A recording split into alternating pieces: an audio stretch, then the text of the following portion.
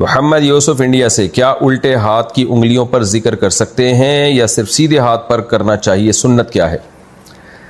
دیکھیں، سنت طریقہ جو ہے نا گنتی گننے کا، وہ یہ نہیں ہے جو ہمارے ہاں رائج ہے. ہم ایسے کرتے ہیں سبحان اللہ سبحان اللہ سبحان اللہ 33 دفعہ یہاں پھر 33 دفعہ الٹے ہاتھ پہ. جائز یہ بھی ہے، کوئی گناہ کی بات نہیں ہے، لیکن نبی صلی اللہ علیہ وسلم کے دور میں جو گننے کا رواج تھا نا وہ اس طرح تھا: 1 2 3 4 5 6، پھر 7 میں جو ہے نا انگلی تھوڑا نیچے آئے گی، 8 9، اور یہ 10 کا نشان، یہ نشان تھا 10 کا. 11 12 13 14 15 16 17 18 19 20، پھر اسی طرح 1 2 3 4 5 6 7 8 9 10، یہ 30 ہو گیا. اس طرح مجھے آتی ہے یہ 100 تک گنتی، تو ہم نے اپنے شیخ حضرت مفتی رشید احمد صاحب سے سیکھی تھی.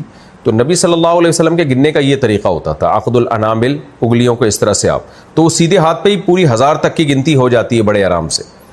تو میں نے 100 تک یاد کی ہوئی تھی طلب علمی کے دور میں، تو اس لیے میں تسبیح اسی طرح پڑھ رہا ہوتا ہوں، اس طرح انگلیوں پہ نا 100 تک. لیکن یہ سیکھنی پڑتی ہے، تو جن کو آتی ہے وہ سکھا سکتے ہیں، اور کتابیں بھی لکھی ہوئی ہیں اس پہ، وہ کتاب پڑھ کے آپ سیکھ سکتے ہیں. تو نبی صلی اللہ علیہ وسلم تسبیح ہاتھ پہ ہی پوری اسی طرح سے سیدھے ہاتھ پہ ہی پڑھا کرتے تھے. الٹا ہاتھ جو ہے وہ ناپاکی کو صاف کرنے کے لیے، اس طرح کے کاموں کے لیے. لیکن اب لوگوں کو یہ والی طریقہ آتا نہیں ہے، عقد انامل یعنی انملا پہ جو ہے وہ گنتی گننے کا طریقہ اب لوگوں کو آتا نہیں ہے، یہ چیز ختم ہو گئی ہے. تو اب آسانی کے لیے پھر یہ کرتے ہیں 33 دفعہ سیدھے ہاتھ پہ، 33 دفعہ الٹے ہاتھ پہ، تاکہ 99 دفعہ یہ عمل ہو جائے، پھر ایک دفعہ ویسے ہی تو 100 دفعہ ہو جائے گا. تو اب لوگوں نے اپنی آسانی کے لیے یہ رکھا ہوا ہے. تو جائز ہے سیدھے ہاتھ کے ساتھ الٹے ہاتھ سے بھی، کیونکہ اب صرف سیدھے ہاتھ پہ پڑھیں گے تو یاد رکھنا مشکل ہوگا. تو لیکن بہتر یہی ہے کہ صرف سیدھے ہاتھ پہ تسبیح کی جائے. فرض نماز کے بعد مسنون اذکار، فرض نماز کے بعد کون سا ذکر سنت ہے؟ محسن نواز میلسی سے.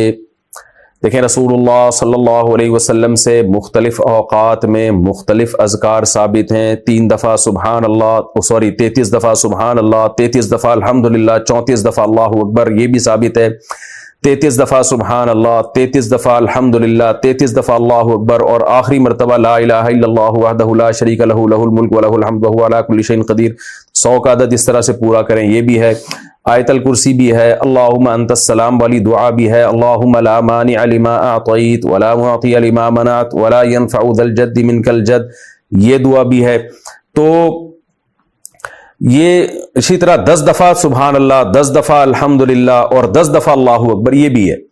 تو اب علماء کیا اس میں اختلاف ہوا ہے. بعض علماء کہتے ہیں فرض نماز کے بعد یہ سارے وظائف پڑھے جائیں اور سنتیں اس کے بعد پڑھی جائیں. لیکن احناف کا جو موقف ہے اس بارے میں، بر صغیر کے علماء کا جو موقف ہے وہ یہ ہے کہ 2 طرح کی حدیثیں ہمیں ملتی ہیں. بعض حدیثوں میں ملتا ہے کہ نبی صلی اللہ علیہ وسلم صرف اللہم انت السلام کے بقدر بیٹھتے تھے اور پھر آپ کھڑے ہو جاتے تھے، سنتیں پڑھتے تھے پھر آپ گھر جا کے. تو اور بعض حدیثوں میں ہے کہ فرض کے بعد یہ کرتے تھے. تو اس لیے تطبیق کی یہ صورت ہمارے نزدیک بہتر ہے کہ جن حدیث میں آتا ہے کہ فرض کے بعد یہ معمولات تھے، تو اس میں فرض سے مراد ہے کہ فرض اپنی تکمیل کے بعد، یعنی سنتوں کے ذریعے فرائض کی تکمیل ہوتی ہے، یعنی فرض نماز اپنے لوازمات کے ساتھ جب مکمل ہو جائے.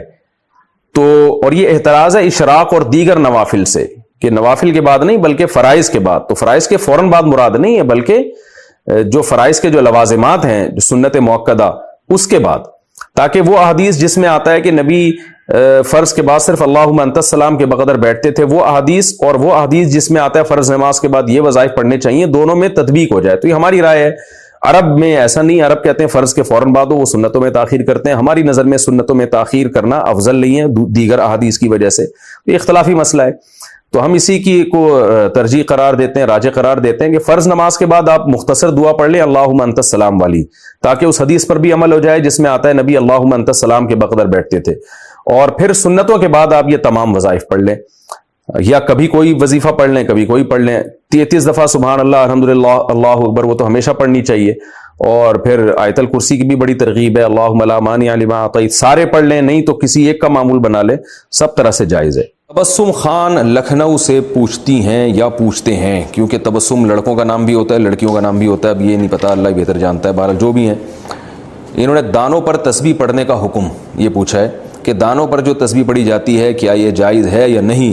ہم نے سنا ہے کہ یہ بدعت ہے. نہیں، بدعت نہیں ہے، دانوں پر تسبیح پڑھنا جائز ہے، کیونکہ تسبیح کاؤنٹ کرنے کا حدیث میں حکم ہے. آپ صلی اللہ علیہ وسلم نے فرمایا جس نے 33 دفعہ سبحان اللہ کہا, 33 دفعہ الحمدللہ, 34 دفعہ اللہ اکبر, یہ تسبیحات فاطمہ. اسی طرح آپ صلی اللہ علیہ وسلم نے فرمایا جس نے 100 دفعہ لا الہ الا اللہ وحدہ لا شریک لہ لہ الملک ولہ الحمد وہو علی کل شیء قدیر, یہ کلمہ ہے, آپ نے فرمایا جس نے 100 دفعہ پڑھا, 100 دفعہ رات شام کو پڑھا, تو اس سے زیادہ نیکی کوئی کر نہیں سکتا. تو اس طرح کے جو فضائل ہیں 100 دفعہ, تو ظاہر ہے اس کو تو کاؤنٹ کرنا پڑے گا نا.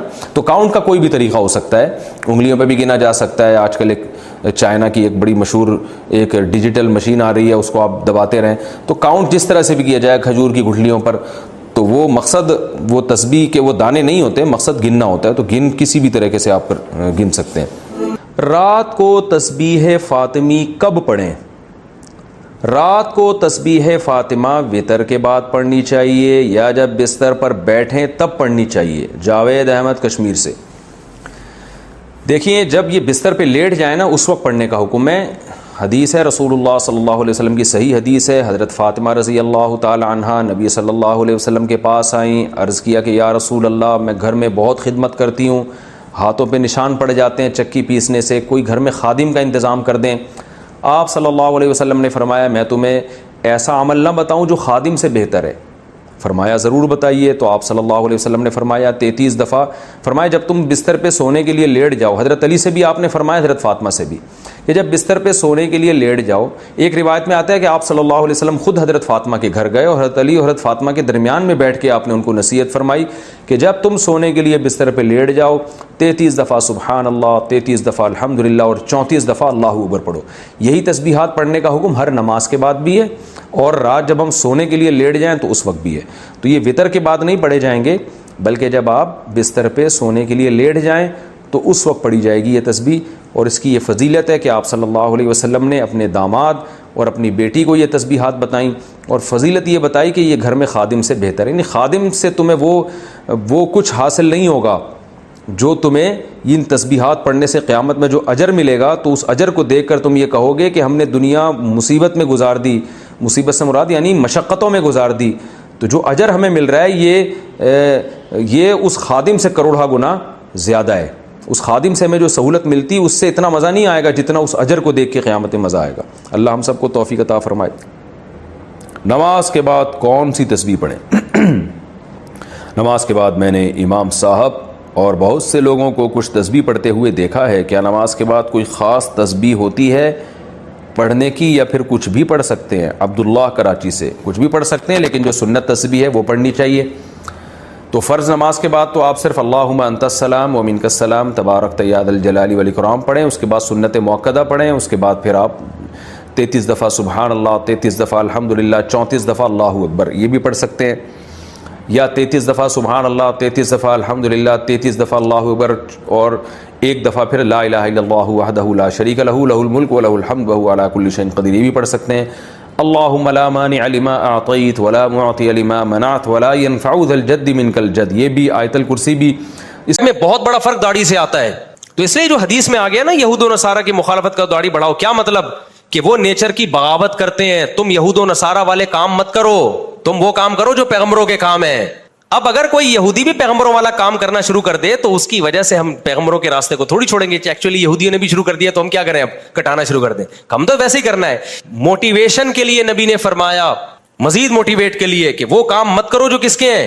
اس کی مثال ایسے ہے جیسے چرسی گندے میلے رہتے ہیں. چرسی کیا رہتے ہیں, گندے میلے. اکثر دیکھا ہوگا نا نہاتے نہیں ہیں. آپ بھی نہیں نہاتے تھے, آپ کے ابا نے بولا ابے چرسیوں والے کام مت کر, ان کی مخالفت کر. کیا مطلب, اچھے لوگوں والے کام کر, نہایا دھویا کر.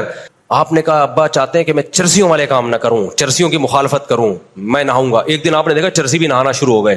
آپ نے کہا ابا نے کہا تھا چرسیوں کی مخالفت کرو, چرسیوں کی. اب وہ نہا رہے ہیں تو اب میں کیا رہوں گا, میں گندا رہوں گا.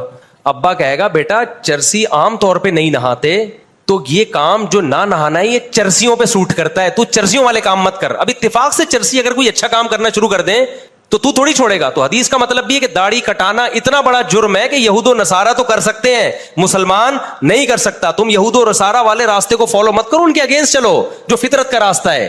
تو یہ موٹیویشن کے لیے نبی نے فرمایا کہ یہود و نصارہ کی مخالفت کرو, سمجھتے ہو. اور ویسے بھی اگر مان لیا جائے, فرض کرو کہ ہمیں یہود و نصارہ کی مخالفت کی وجہ سے داڑھی کا حکم ہے, تو آج 99% یہود و نصارہ داڑھی نہیں رکھتے. سمجھتے ہو کہ نہیں سمجھتے؟ لیکن حقیقت یہ ہے کہ اگر رکھنا بھی شروع کرتے ہیں پھر بھی واجب رہے گی داڑھی. تو یہ علماء کا کام ہوتا ہے, وہ یہ فیصلہ کریں کہ یہ علت ہے یا حکمت. آج کل کے جو مارکیٹ میں نئے نئے اسکالرز آ رہے ہیں, ان کو نہ علت کا پتہ نہ ان کو حکمت کا پتہ, بس قرآن حدیث کا پتہ ہے ان کو, ان کے بقول. تو جس کو علت اور حکمت میں فرق نہیں آتا, اٹ مینز اس کو قرآن و سنت کا بھی پتہ نہیں ہے. سمجھتا ہے؟ اور کہہ رہے ہیں عقل کا استعمال. یوٹیوب کی کمائی کیسی ہے؟ دوال کے ساتھ جواب نے پرانا ٹاپک ہو گیا, اور اس پہ تو بہت دفعہ جواب دے چکا ہوں. اب تو میں الزامی جواب پہ آ گیا ہوں, تحقیقی جواب میں نے چھوڑ دیے. یوٹیوب کی آمدن حرام ہے, تو جتنے ٹی وی اینکرز ہیں ان کی آمدن بھی کیا ہے؟ حرام, کیونکہ ایڈورٹائز کے ہے. جتنے اسکالرز ٹی وی میں جاتے ہیں ان کو جو پیسے ملتے ہیں ان کی آمدن بھی کیا ہے؟ حرام. اور جتنے بھی صحافی ہیں, مبشر لقمان, جاوید چودھری, ان کو بھی پیسے ایڈورٹائزمنٹ ہی کے ملتے ہیں. یوٹیوب ٹی وی دیتا ہے, اپنے ماموں کے گھر سے تھوڑی لا کے دیتا ہے. ٹی وی کو جو ارننگ ایڈورٹائز سے ہوتی ہے وہی دیتا ہے. تو مبشر لقمان, جاوید چودھری کی تنخواہ بھی کیا ہو گئی؟ حرام. اور جب ان کی تنخواہیں حرام تو ان کے ہاتھ کی چائے پینا بھی کیا ہو گیا؟ حرام. تو عجیب بات ہے, آپ کو صرف ایک یوٹیوب ملا ہے, باقی سب سے آپ نظر پھیر کے بیٹھے ہوئے ہیں. تو جو رائے یہاں ہے وہی رائے وہاں. لوگ کہتے ہیں بھائی بعض اسکالرس آمدن نہیں لیتے, بہت نیک ہیں. میں مانتا ہوں بعض تقویٰ کی وجہ سے نہیں لیتے, لیکن اس میں تقویٰ ہے یا نہیں اس کو میں بہت دفعہ ایکسپلین کر چکا ہوں, میں اس بحث میں نہیں جاؤں گا. لیکن مجھے ان کی نیت پہ شک نہیں ہے, ان کی رائے یہ کہ تو نہیں لیتے. لیکن کچھ اسکالرز پتہ ہے کیوں نہیں لیتے؟ وہ جب نیا نیا یوٹیوب آیا تھا تو انہوں نے بغیر تحقیق کے فتویٰ جھاڑ دیا کہ حرام ہے آمدن, اور اتنی ڈھٹائی سے جھاڑا, ان کو پتہ ہی نہیں تھا کہ اس سے اتنی آمدن ہو سکتی ہے. بعد میں ڈھٹائی سے جھاڑ دیا, اب وہ پچھتا رہے ہیں, اب رجوع کر نہیں سکتے. تو اب وہ اسی کو کیش کرانا شروع کر دیا کہ دیکھو میں کماتا نہیں ہوں, یوٹیوب سے میرے پیسے نہیں آتے, فلانے کے پیسے آتے ہیں, دیکھو میرے پاس پیسے نہیں آتے. او بھائی آپ کے پاس پیسے اس لیے نہیں آتے کہ اب آپ جائز کہو گے, تو آپ نے پہلے اتنی ڈھٹائی کے ساتھ ناجائز کہا تھا بغیر تحقیق کے, اور آپ کو پتہ بھی نہیں تھا کہ اتنی انکم ہو سکتی ہے فیوچر میں. شروع میں کسی کو پتا تھا؟ تو اب آپ پھنس چکے ہو برے طریقے سے. اب آپ دلائل کا جواب نہیں دے رہے جو ہم دلائل دے رہے ہیں. 20 دفعہ دلائل دے چکا ہوں, ان کا ایک دفعہ بھی کسی کے پاس سے جواب نہیں آتا. اب یہی ہوتا ہے, وہ دیکھو فلانا مولوی یوٹیوب سے کما رہا ہے, فلانا کما رہا ہے, میں نہیں کماتا. لوگ کہتے ہیں آپ بہت نیک. وہ بھائی نہیں کمانا اس لیے کہ وہ پھنس چکے ہیں. فتویٰ پہلے دے دیا تھا جب اتنی ارننگ ہوتی نہیں تھی. ہم تو جب ہم نے فتویٰ دیا تھا جب ہم تو سوچ بھی نہیں سکتے تھے کہ ہمارا کوئی یوٹیوب چینل ہوگا, مونیٹائزیشن بھی ہوگی. اس وقت ہم نے جواز کا فتویٰ دیا تھا, کیونکہ ہم نے پینل بیٹھتا ہے نا علماء کا. مدارس میں ایسا نہیں ہوتا کوئی مفتی اٹھے کچھ بھی پھینک کے چلا جائے. فتویٰ جب کوئی مفتی لکھتا ہے نیا فتویٰ, خاص طور پہ اس پہ پینل بیٹھتا ہے, ہر لحاظ سے پازیٹیو نیگیٹو اس پہ غور ہوتا ہے, بڑے بڑے مفتیوں کے دستخط پھر جاتا ہے وہ. تو جو آج کل یوٹیوب پہ جو اسکالرز آ رہے ہیں ان سے جب پوچھو ٹھک سے جواب, تو ان کی کوئی تحقیق تھوڑی ہوتی ہے. پھر یہ رجوع کرنا ان کے لیے بڑا مشکل ہوتا ہے, کیونکہ ویسے تو 2-4 چیزوں میں رجوع کر لیتے ہیں تاکہ لگے کہ ہم رجوع بھی کرتے ہیں. لیکن اگر یہ ان کی ایک ایک غلطی ان کو بتاؤ تو رجوع اتنا ہوگا, لوگ کہیں گے بچا کیا. تو اس لیے وہ بعض تو اسکالر پھنس چکے ہیں بھائی. وہ اس لیے ان کی اس چیز میں نہیں آپ آیا کرو کہ کماتے نہیں. ہاں کچھ ایسے بھی ہیں جو واقعی نہیں کما رہے اور ان کا خیال یہ کہ یہ احتیاط کے کیا ہے خلاف ہے. تو کچھ ایسے بھی ہیں ان کا خیال ہے کہ بھائی احتیاط کے, وہ نیک ہیں. آپ نے اپنے ایک بیان بھائی یہ لوگوں کے نام لے لے کے مت پوچھا کرو, غلط بیانی سے کام لیا ہے, چھوڑو یہ شخصیتوں کی باتیں, وہ پرانا قصہ ہو گیا ختم. جی ہاں کر سکتے ہیں, موبائل قسطوں پہ لے کے بیچ کے کیش پہ بیچ دیں اور پھر قسطیں بھرتے رہیں, لیکن اس سے کاروبار میں برکت ہوتی نہیں ہے. ابے بھائی جتنے پیسے ہیں اس سے کاروبار شروع کر لے. اپنی ضرورت ہی کی بات کر رہا ہوں میں, کہ محلے والوں کی ضرورت کے لیے کون موبائل خرید کے بیچے گا. جی بس غلط کہا انہوں نے, غلط کہا. اچھا ایک مسئلہ یہ ہے, یہ جو میں نے کہا نا بہو پہ ساس کی خدمت لازم ہے. ایک خدمت وہ ہوتی ہے جو اخلاقی طور پر ہر ایک پر لازم ہوتی ہے, چاہے آپ ایجوکیٹڈ ہیں, آپ کا بڑے گھرانے سے تعلق ہے, چھوٹے گھرانے سے. جیسے ساس نے پانی مانگا, بہو کہہ رہی ہے ایکچولی میرے پر خدمت لازم نہیں. یہ تو انتہائی درجے کی بدتمیزی ہے. لیکن کچھ خدمتیں ایسی ہیں جن کا عرف سے تعلق ہے. مثال کے طور پر گھر میں جھاڑو پوچھا لگانا, صحیح ہے نا, اب یہ بہو پر لازم ہے یا نہیں ہے؟ تو یہ خدمتوں کا تعلق ہے عرف سے. آپ نے شادی کر لی کسی پی ایچ ڈی اسکالر سے, لمح یونیورسٹی کی پروفیسر سے, جو بڑی ہائی اسٹینڈرڈ کی ہے اور بہت بڑی اسکالر ہے, یا بہت بڑی کوئی ڈاکٹر ہے, سرجن ہے. اب آپ گھر میں آئے, اس سے کیا لگوا رہے ہیں؟ جھاڑو پوچھا. تو یہ اس کا میں قائل نہیں ہوں, کیونکہ آپ نے اگر گھرداری اس طرح سے کروانی تھی تو پھر آپ کو اسٹینڈرڈ کیا رکھنا چاہیے تھا؟ لو اسٹینڈرڈ. تو اس میں نا گھر کے کام کاج کتنے لازم ہیں کتنے نہیں ہیں, اسلام نے اس میں عاشروہن بالمعروف, قرآن کہتا ہے عرف کے مطابق پیش آؤ ان سے. تو عرف ہر ایک کا کیا ہوتا ہے؟ ڈفرینٹ. ایک لڑکی اپنے گھر میں کام کاج کرتی ہے, ان کا رواج ہے, تو جب وہ آپ کے آئے گی تو آپ کے یہاں بھی کرے گی. وہ یہ نہیں کہہ سکتی میں کیوں کھانا پکاؤں, میں کیوں برتن دوں, میں تو نہیں دھوں گی, میں تو بڑی لینڈ لارڈ. بھائی لینڈ لارڈ کہو, آپ نارمل جیسے سب ہوتے ہیں اسی طرح کی خاتون ہو آپ بھی. تو میں گھر کے باہر کے کام کروں گا, آپ گھر کے اندر کے کام کرو گے. لیکن بڑی لینڈ لارڈ تھی, وہ اپنے باپ کے گھر میں بھی ان کے سارے نوکر چاکر پوچھے لگاتے تھے, نوکر چاکر ساری خدمت کرتے تھے. اتنی لینڈ لارڈ کو آپ گھر میں لے کر آ گئے, اب آپ کہہ رہے ہو پوچھا لگاؤ, وہ کہے گی بھائی واٹ از پوچھا, واٹ از پوچھا, پوچھا کیا ہوتا ہے؟ تو یہ پھر اس پہ ظلم ہوگا. تو گھر کے کام کاج تو بہو پہ لازم ہے, لیکن کام کاج کی نوعیت کیا ہوگی؟ اس میں کوئی ایک لاٹھی سے سب کو نہیں ہانکا جائے گا, یہ ہر ایک کا اسٹینڈرڈ دوسرے سے بولو مختلف. جیسے نان نفقے کا اسٹینڈرڈ بھی مرد پہ جو آتا ہے نا, وہ بلکہ فقہاء نے تو یہاں تک لکھا ہے کہ اگر کوئی خاتون ایسے گھر کی ہے کہ ان کے یہاں خادم ہیں, نوکر چاکر ہوتے ہیں کام کرنے کے لیے, بہت ہائی لیول کی عورتیں ہوتی ہیں جن کے یہاں کبھی انہوں نے ہاتھ بھی نہیں لگائے ہوتے برتن کو, برتن بھی ان کے یہاں مرد نوکر رکھے ہوئے ہوتے ہیں, وہ دھوتے ہیں. میم صاحبہ صرف بیوٹی پارلر میں, بڑے گھروں میں یہی ہوتا ہے, ان کا سارے شوہر کا خرچہ بیگم کی ڈینٹنگ پینٹنگ پہ خرچ ہوتا ہے, یہی ہوتا ہے ان کا کام, کچھ بھی نہیں, فارغ. تو اب اس طرح کی کوئی خاتون ہوگی تو علماء نے لکھا ہے کہ وہ گھر کے کام کاج کرنا تو دور کی بات, آپ پر لازم ہوگا کہ اس کو نوکر کا انتظام کریں آپ اس کے لیے. لیکن آپ جو جس طرح کے لیول کے لگ رہے ہیں نا مجھے, میجورٹی, ہاں یہ بہت اوپر لیول کی باتیں, آپ نارمل حساب سے ہی جو باتیں ہیں وہی پوچھا کریں مجھ سے. تو اسلام نے اس کا خیال کیا, عاشروہن بالمعروف, قرآن نے جو آئے تھے کہ عرف کے مطابق. تو میں نارمل جو متوسط گھرانے کی لڑکیاں ہوتی ہیں جو اپنے گھر میں بھی کام کاج کرتی ہیں, کرنا چاہیے ان کو, ان کے باپوں کی اتنی کوئی آمدن نہیں ہوتی, گھروں میں نوکر رکھے ہوئے ہوں اور ہر کام نوکر چاکر کر رہے ہیں, وہ خود ہی کرتی ہیں. تو جب سسرال آئیں گی تو وہاں بھی کس کو کرنا ہے بھائی؟ آپ کو کرنا ہے. سمجھتے ہو کہ نہیں سمجھتے ہو؟ میری خواہش ہے آپ حیدرآباد میں آ کر بیان کریں, آئیں گے انشاءاللہ اللہ نے چاہا تو. آپ بھائی کیا پوچھ رہے ہو؟ Forest trading? جی نہیں, جی دیکھو میں سمجھ گیا آپ کی بات. دیکھو فارسٹ ٹریڈنگ میں ہوتا ہی ہے, کرنسی کو کرنسی کے بدلے میں بیچا جا رہا ہے, یہ بیع صرف کہلاتی ہے. بیع صرف میں شریعت میں صاف احکام ہے, نبی صلی اللہ علیہ وسلم کی حدیث, دونوں طرف سے ایٹ اے ٹائم قبضہ ہونا چاہیے. بے شک ہاتھ میں نہ اکاؤنٹ میں جائے, لیکن آپ کے بینک اکاؤنٹ میں ٹرانسفر ہو اور یہاں سے اس کے بینک اکاؤنٹ میں ٹرانسفر ہو. ایک فرضی اکاؤنٹ جو بنا ہوا ہے نا, فرض کیا ہوا ہے, ایک فرضی, یعنی وہ جو آپ کی آئی ڈی ہے نا اس میں فرض کر لیا کہ اتنے پیسے آ گئے ہیں, تو وہ اس کو اکاؤنٹ نہیں کہتے. ہاں پھر جائز ہے, لیکن ایٹ اے ٹائم دونوں کرنسیوں پہ قبضہ ہو. آپ ڈالر بیچ رہے ہیں پاکستانی کرنسی کے بدلے میں, تو پاکستانی کرنسی آپ لے رہے ہیں, جس ٹائم پہ لیں گے اسی ٹائم پہ ڈالر وہاں جائے گا, یہ نہیں ہوگا کہ کل جائے گا. اس میں ادھار جائز نہیں ہے. ڈراپ شپنگ الگ چیز ہے, ڈراپ شپنگ بیع صرف نہیں ہے. ڈراپ شپنگ میں پیسوں کے بدلے میں کوئی چیز خریدی جا رہی ہے, پیسہ نہیں خریدا جا رہا, چیز خریدی جا رہی ہے.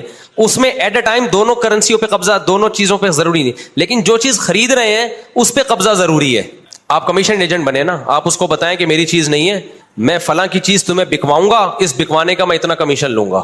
جی ہاں, تو پھر اس کا طریقہ یہ, دوسرا تدبیر اس کی, آپ اس کو بولیں کہ میں آپ کو یہ چیز کل بیچوں گا یا 1 گھنٹے بعد بیچوں گا, وعدہ کریں بیچنے کا اتنے کی. آپ وعدہ کرتے ہو خریدنے کا, ابھی بیچا نہیں ہے, خریدا بھی نہیں, وہ کہا میں وعدہ کرتا ہوں. پھر آپ پرچیز کریں, اپنے وکیل کے قبضے میں لے کر آئیں یا اپنے قبضے میں لے کر آئیں. پھر آپ کہیں آپ نے وعدہ کیا تھا تو آپ بتائیں خریدنے تو میں پہنچا دیتا ہوں, یا بلکہ یہ بھی نہ, آپ اس کے گھر جائیں اور اب اس وقت خرید و فروخت کا معاملہ ہو.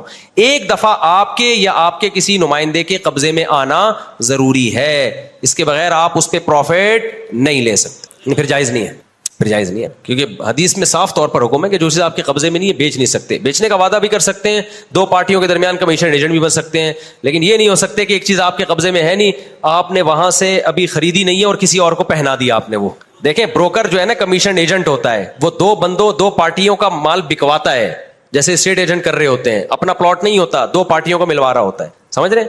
جی جی ہاں, پہلے میں اس کا جواب دے دوں. دیکھیں زکوٰۃ آپ نے گولڈ کی ابھی اگر نکال دی, کیونکہ آپ کو پتا ہے کرنسی ڈی ویلیو ہو رہی ہے, تو ایڈوانس میں نکال دو, تو ایسا ٹھیک ہے, وہ جو نکل گئی وہ زکوٰۃ ہو گئی.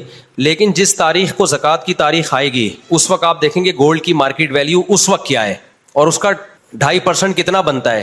پھر آپ دیکھیں گے میں نے جو پہلے نکالے وہ اس 2.5% اس میں ہو گیا یا ابھی مزید دینے پڑیں گے. اگر کرنسی ڈی ویلیو ہو گئی تھی تو آپ کو مزید دینے پڑیں گے. حساب اسی دن کا ہوگا, حساب آج کا نہیں ہوگا. جی جی جی, کہ اس وقت کیا ویلیو چل رہی ہے سونے کی. تھوڑا زور سے بولیں نا آپ, تھوڑا قریب آ جائیں. جی صحیح, جی ہاں اچھا, تو میں آپ کی بات ایڈمن تک پہنچا دوں گا کہ اس طرح کے ایڈ پر پابندی لگائیں. ٹھیک ہے, نہیں جو چیز آپ کے بس میں روکنا وہ تو آپ پر لازم ہے. ٹھیک ہے ٹھیک ہے ٹھیک ہے, یہ میں آپ کا پیغام ایڈمن تک پہنچاؤں گا اور ان سے میں کہوں گا کہ اگر جو چیز آپ روک سکتے ہیں وہ آپ پر. جی جی جی, دیکھیں یہ غامدی صاحب نے بات کی ہے کہ تراویح تو اسلام میں ہے ہی نہیں ہے, تو حضرت عمر نے شروع کی ہے. حضرت عمر نے تراویح شروع کی ہے, جس طرح سے شروع کی اس سے پہلے ہمیں ابو بکر کے دور میں یہ نہیں ملتی. اور نبی صلی اللہ علیہ وسلم نے بھی ختم کی ہے تراویح, 3 دن پڑھائی, اس کے بعد آپ نے کہا کہ یہ فرض نہ ہو جائے. حضرت عمر نے شروع کی. یہیں سے ہمارا بھی اہل حدیث سے اختلاف بھی اسی بیس پہ شروع ہوتا ہے. ہم یہ کہتے ہیں کہ اگر آپ نے تراویح کو ماننا ہے حدیث کی روشنی میں تو حدیث میں تراویح کا ثبوت نہیں ہے بلکہ تراویح کی نفی ہے. 3 دن پڑھ کے آپ صلی اللہ علیہ وسلم نے اس کو کیا کر دیا؟ ختم. تو آپ بھی ختم کریں. سمجھتے ہیں نا؟ آپ ایک بھی رکعت نہ پڑھیں. بولے تہجد ہے 8 رکعتیں اخپل طریقے سے انفرادی جو جتنی پڑھنا چاہے. اور اگر آپ عمر رضی اللہ تعالیٰ عنہ کے عمل کو بیس بناتے ہیں تو پھر عمر رضی اللہ تعالیٰ عنہ نے 20 پڑھی ہیں، 8 نہیں پڑھی ہیں. 8 کے بارے میں جو موطا کی روایت ہے وہ ضعیف ہے اور اس کی 2 دلیلیں بہت مضبوط ہیں. نمبر 1، موطا امام مالک کی تصنیف ہے. امام مالک خود بھی 8 کے قائل نہیں ہیں، وہ تو 20 سے بھی زیادہ کے قائل ہیں. اور کیوں قائل ہیں؟ اصل میں تو وہ بھی 20 ہی کے قائل ہیں، لیکن 16 رکعتوں کے کس بیس پہ قائل ہیں وہ ایک الگ بحث ہے، وہ بھی ہمارا ہدف نہیں ہے. باقی تینوں ائمہ 20 کے قائل ہیں. تو حضرت عمر کی یہ جو 8 رکعتوں والی روایت ہے، پہلی بات تو یہ کہ امام مالک نے مالکی مذہب میں بھی فتویٰ 8 پر نہیں ہے، تو وہ کیوں اپنی کتاب کو چھوڑیں گے؟ اور سند کے لحاظ سے وہ مضطرب ہے. اس کا اضطراب کیا ہے؟ جو سند مضطرب ہوتی ہے نا، اگرچہ وہ راوی ثقہ بھی ہوں لیکن مضطرب سند راوی کا اضطراب ہے نا، وہ ایک بیان پہ ٹکتا نہیں ہے، تو اضطراب کی بیس پہ بھی حدیث ضعیف ہوتی ہے. لہذا بہت سارے محدثین نے اس کو مضطرب کہہ کے اس حدیث کو رد کر دیا ہے. اور تیسری زبردست دلیل یہ ہے کہ اگر حضرت عمر نے 8 شروع کی ہوتی، صحابہ تابعین میں ہمیں کسی رمضان میں 8 رکعت کوئی پڑھتا ہوا تو نظر آتا ہے نا. کوئی ایک ضعیف روایت بھی نہیں ہے بصرہ میں، کوفہ میں، دمشق میں، شام میں، ملیشیا میں، کہیں بھی اس دور میں کسی صحابی یا تابعین نے 8 رکعتیں پڑھی ہوں. 16 20 24 اتنی ملتی ہیں ہمیں، 16 کم سے کم 16 ملتی ہیں، ورنہ زیادہ میجورٹی تو 20 پڑتی ہے. وجہ کیا ہے؟ ان سب نے اس میں کس کو فالو کیا؟ جب تراویح انہوں نے حضرت عمر سے لی ہے تو رکعتیں بھی کس سے لی؟ حضرت عمر سے لی ہیں انہوں نے. تو امام شافعی جو انہوں نے کہا میں نے اہل مکہ کو 20 رکعتیں پڑھتے ہوئے پایا، امام ابو حنیفہ نے اہل کوفہ کو، جو صحابہ تابعین سے جو نمازیں منقول ہو کے آئی نا، صحابہ سے بھی ہمیں تابعین سے بھی یہی ملتی ہیں 20 رکعتیں. تو اس لیے ہمارا پہلا سوال تو اہل حدیث سے ہے کہ یہ کیا بات ہے؟ آپ بخاری کی 8 رکعتوں والی حدیث پیش کرتے ہو نبی کہ نبی رمضان غیر رمضان میں 8 پڑھتے تھے، تو نبی کے عمل کو فالو کرنا ہے تو نبی نے تو 3 دن پڑھ کے کیا کر دیا؟ ختم کر دی نا. تو پھر ختم والی حدیث ابھی تو پیش کرو نا، پھر آپ کیوں پڑھ رہے ہو؟ اور اگر عمر کو لینا ہے تو پھر پوری بات عمر کی لو نا. جماعت بھی آپ نے عمر سے لی تو رکعتیں بھی آپ کس سے لو؟ حضرت عمر سے لو. اب یہاں تک تو اہل حدیث کا جواب ہو گیا. اب ہمارا سوال جو غامدی صاحب کا سوال ہے کہ یہ تو نبی نے پڑھ کے چھوڑ دی تھی، نبی سے تو ثبوت ہی نہیں ہے، یہ تو حضرت عمر کا لہٰذا یہ سرے سے نماز ہے ہی نہیں. ہم کہتے ہیں آپ نبی کے عمل کو دلیل بنا رہے ہیں کہ نبی سے ثابت نہیں ہے، بلکہ نبی سے چھوڑنا ثابت ہے نا آپ صلی اللہ علیہ وسلم سے. تو نبی کے عمل کو اگر آپ دلیل بنا رہے ہو تو نبی کے قول کو کیوں دلیل نہیں بنا رہے؟ علیکم بسنتی وسنت الخلفاء الراشدین المہدیین، میری اور خلفائے راشدین کی سنت کو فالو کرو. تو یہ ہم عمر کو فالو کر رہے ہیں کس کے کہنے سے؟ نبی کے کہنے سے. ممکن ہے کچھ اسکالرز یہاں کے کہیں کہ اچھا حضرت عمر کا تو فلاں فیصلہ ہے، وہ فلاں فقیہ نے نہیں مانا، فلاں صحابی نے نہیں مانا، تو آپ ہر بات تو عمر کی ویسے بھی نہیں مانتے. کچھ مسائل ہوں گے نکالے جا سکتے ہیں. ہم کہہ رہے ہیں یہ وہ مسئلہ ہے، حضرت عمر کی اس بات کو تمام صحابہ نے مانا، عثمان نے، علی نے، عبداللہ بن مسعود نے، حضرت عائشہ نے، پوری دنیا میں مشرق مغرب شمال جنوب تراویح کا انعقاد کیا ہو گیا؟ شروع ہو گیا، اور تواتر کے ساتھ آج تک چلا آ رہا ہے. حتیٰ کہ حرمین میں پچھلے سال 10 رکعتیں ہوئی ہیں، اس سے پہلے 1400 سال میں کوئی نہیں دکھا سکتا 20 رکعت سے 1 رکعت کم ہوئی ہو. اب یا تو حضرت عمر نے کوئی نئی چیز گڑھی ہے، غلطی ہوئی ہے ان سے، غلطی ہوئی ہوتی صحابہ اسی وقت آپ کو ٹوک دیتے، نہیں ٹوکا. یہ اس کی علامت ہے کہ حضرت عمر نے بدعت کا آغاز نہیں کیا، بلکہ حضرت عمر نے پیغمبر کے عمل کو زندہ کیا ہے. جو عمل ختم ہو چکا تھا، بالکلیہ ختم نہیں ہوا تھا، جماعت کا عمل ختم ہو گیا تھا، اور جماعت کا عمل بھی بالکلیہ ختم نہیں ہوا تھا، ایک امام کے پیچھے نماز کا عمل ختم ہو گیا تھا. ہوا یہ ہے کہ نبی صلی اللہ علیہ وسلم نے جب 3 دن تراویح پڑھائی ہے نا، تو آپ صلی اللہ علیہ وسلم نے فرمایا کہ تم پہ فرض نہ ہو جائے، تو آپ نے خود آنا چھوڑ دیا. صحابہ سمجھ گئے کہ نبی چاہتے ہیں کہ یہ نماز ہم پڑھیں، لیکن فرضیت کے خوف سے آپ نے کیا کر دیا؟ ختم. لہذا صحابہ نے اس کو زندہ رکھا. مسجدوں میں صحابہ آتے، ابو بکر کے دور میں تراویح ہوتی تھی، عشاء کے بعد لوگ مختلف قاریوں کے پیچھے جماعت کی نماز سے قرآن سنتے تھے، ان کے پیچھے اتنی لمبی لمبی نمازیں ہوتی تھیں کہ سحری کے وقت میں جا کے ختم ہوتی تھی، عشاء کے بعد شروع ہوتی تھی. حضرت عمر جب آئے، حضرت عمر نے دیکھا کہ انہوں نے فرمایا کہ تم نے تو قرآن کو ٹکڑے ٹکڑے بنا لیا ہے، ایک مسجد میں اتنی جماعتیں کیوں ہو رہی ہیں؟ حضرت عمر نے یہ نہیں کہا کہ تم نے یہ بدعت کہاں سے ایجاد کی. دیکھو رمضان کے علاوہ اگر یہ مسجد نبی میں عمل ہوتا، حضرت عمر اس کو باقی رکھتے؟ حضرت عمر کہتے بھائی نفل نماز ہے، انفرادی پڑھو نا، یہ اتنی جماعتیں کیوں ہو رہی ہیں؟ عشاء کی جماعت ہو گئی، اپنے اپنے گھروں میں جاؤ، تہجد پڑھنی ہے انفرادی پڑھو. حضرت عمر کو اس پہ اشکال نہیں تھا اتنی جماعتیں کیوں ہو رہی ہیں. سمجھتے ہو کہ نہیں سمجھتے؟ اس کا مطلب حضرت عمر جانتے تھے کہ رمضان میں نبی سے یہ سب کیا ہے، ثابت ہے. اور حضرت عمر یہ بھی جانتے تھے کہ یہ جو اہل حدیث حضرات حدیث پیش کرتے ہیں کہ نبی رمضان غیر رمضان میں 8 رکعت پڑھتے تھے، یہ اس موقع کی نہیں ہے، کیونکہ وہ انفرادی پڑھتے تھے، جماعت سے نہیں پڑھتے تھے. اگر وہ اس حدیث کو حضرت عمر فالو کرتے تو ان سے کہتے نبی نے 8 پڑھی ہیں، انفرادی پڑھی ہیں، تم بھی 8 پڑھو اور انفرادی پڑھو، انڈیویجولی پڑھو، جماعت کی تم کو اجازت نہیں ہے. حضرت عمر نے اس حدیث سے استدلال کیا جو نبی نے 3 دن پڑھی ہے. وہ والی نہیں تھے جو بخاری کی 8 رکعتیں، وہ کتنی رکعتیں تھیں اس کے بارے میں ایک ضعیف روایت ہے 20 رکعتیں، لیکن حضرت عمر سے اس روایت کی تائید ہوتی ہے کہ وہ 20 ہی تھیں. تو اب کیا ہے کہ حضرت عمر نے ان سب کو کہا کہ تم لوگ انفرادی طور پر نمازیں پڑھ رہے ہو، ایک امام کے پیچھے میں تمہیں جمع کروں گا. تو حضرت عمر نے کہا کہ مسجد میں امام کون ہوگا؟ ایک. وہ کتنی شروع کروائیں؟ ایک روایت میں 8 ہے، دوسری میں 20 ہے. 20 والی روایت کو صحابہ نے بھی لیا، چاروں اماموں نے بھی لیا. 8 رکعت والی روایت کو صدیوں تک کسی نے لفٹ نہیں کرائی، صدیوں.